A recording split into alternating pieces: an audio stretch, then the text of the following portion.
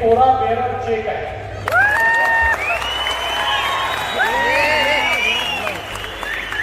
आमदार होते तर तुम्हाला 104 कोटी रुपये दिले. आता आमदार झाल्यानंतर तुम्ही चिंता करू नका. एक एक मागणी तुमची या ठिकाणी पूर्ण केल्याशिवाय मी थांबणार नाही.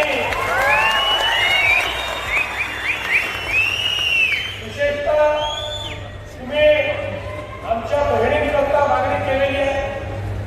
आज बघा, त्यावेळी आपल्या 23 नोव्हेंबर 2024 विधानसभेचा निकाल आला आणि एक अतिशय भव्य अशा प्रकारची मेजॉरिटी आपल्याला मिळाली.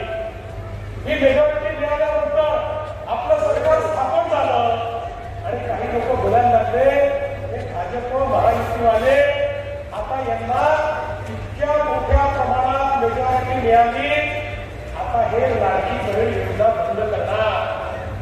1 वर्ष पूर्ण झालं, लाडकी बहीण योजना बंद झाली नाही.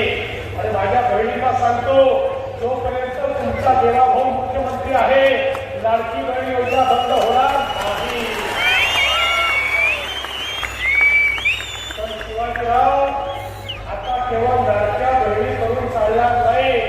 तुमच्यावर आणि आपल्या या 3ही उमेदवारांवर या ठिकाणी सुनील कानेटकरजी, अशोकजी आणि गंगाधरजी, तुमच्या तिघांवर